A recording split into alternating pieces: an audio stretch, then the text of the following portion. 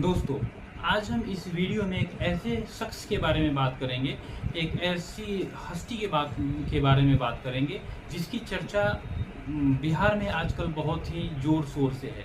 बिहार में ये शख्स कुछ नया करने के लिए बहुत ही ज़ोर शोर से लगा हुआ है और बहुत ही तेज़ी से इसकी लोकप्रियता बढ़ रही है।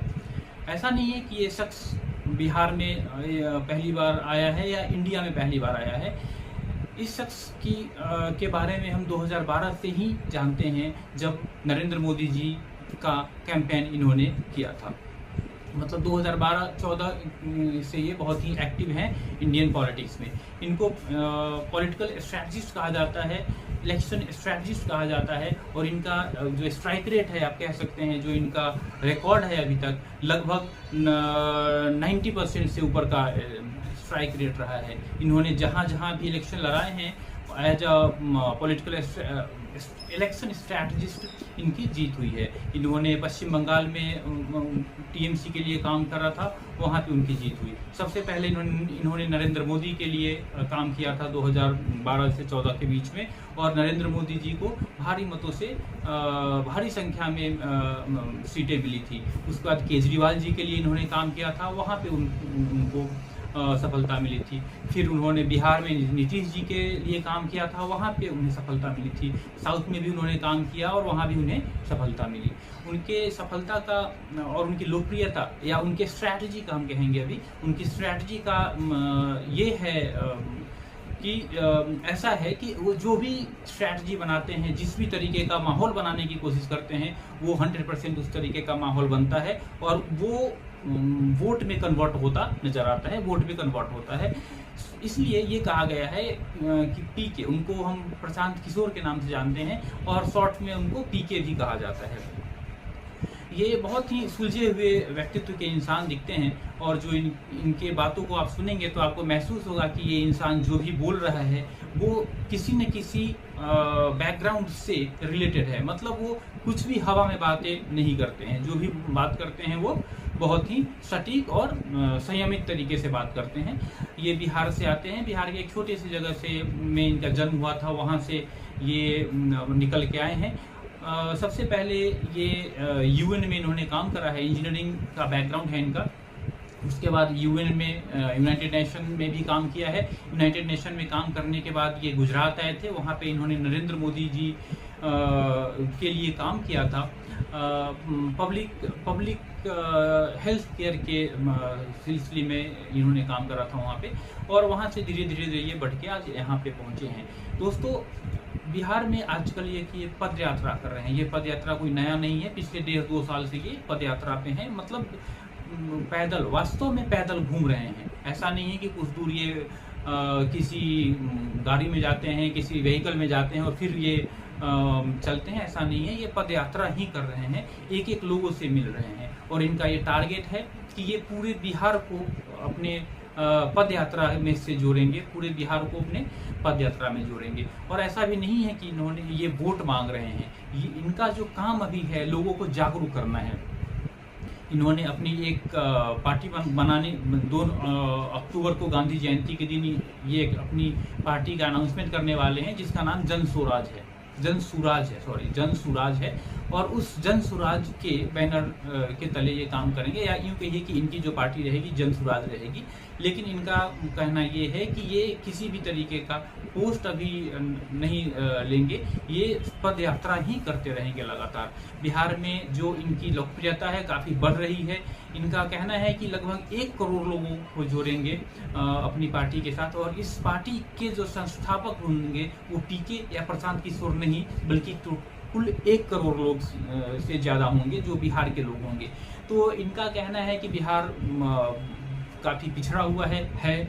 इनका कहना है कि बिहार जो है बूढ़ों का देश हो गया है, राज्य हो गया है।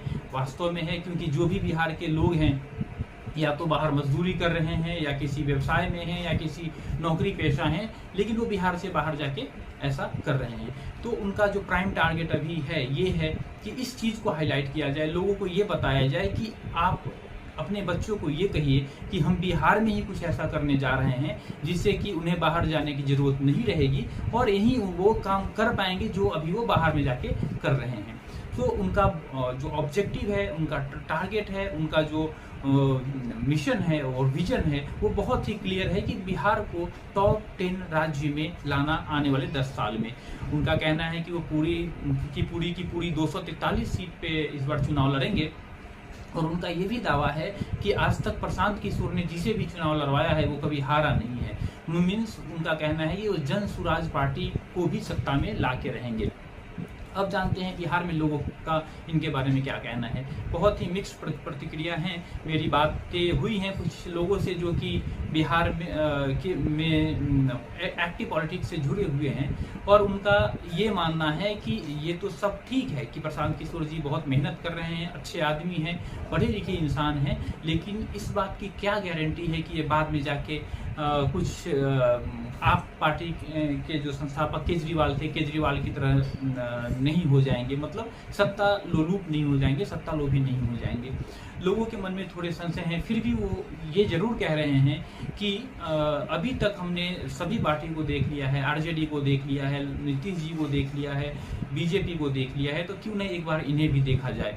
हम तो देख ही रहे हैं, हमारे पास तो ऑप्शन है नहीं, या तो आरजेडी है या एनडीए है, तो क्यों नहीं इस बार हम प्रशांत जी को देखें। कहने का मतलब है कि लोगों में इनके प्रति बहुत ही पॉजिटिव प्रतिक्रिया है और लोग इनको अभी अच्छे नज़रिए से देख रहे हैं।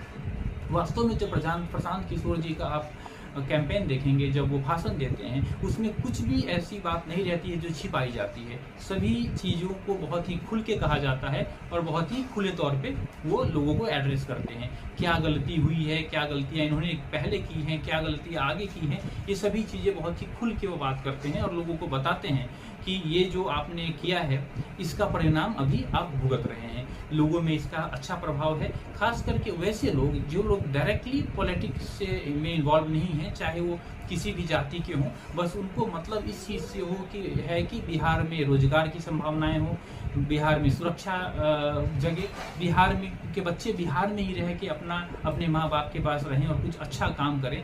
जो इस सोच के साथ बिहार में रहते हैं, उनकी पहली पसंद अभी प्रशांत किशोर ही देखे जा रहे हैं। सिर्फ वो लोग ही थोड़े से दूसरी पार्टी की तरफ मोटिवेटेड हैं, जिनको अगर किसी दूसरी पार्टी की सरकार बनती है, मान लीजिए आरजेडी की सरकार बनती है या एनडीए की सरकार बनती है, और डायरेक्टली उन्हें उस पॉलिटिकल सपोर्ट के कारण, उस पॉलिटिकल बैकग्राउंड के कारण उन्हें कुछ अगर बेनिफिट मिलने वाला हो, कुछ उन्हें लाभ मिलने वाला हो, वही लोग सिर्फ इनके विरोध में बात करते हैं। नहीं तो जितने भी लोग हैं वो सभी प्रशांत किशोर के बारे में अच्छी बातें बोल रहे हैं और ये कामना कर रहे हैं कि प्रशांत जी आने वाले समय में बिहार में अच्छी शासन व्यवस्था, अच्छा सिस्टम लेके आए और बिहार की तरक्की हो। तो अभी देखना बाकी रहेगा कि ये आगे कैसे चीज़ें मूव करती हैं, लेकिन बिहार में इनके प्रति नज़रिया लोगों की अच्छी है और ये अच्छा करेंगे, इसमें इस बात का लोगों को पूरा भरोसा है।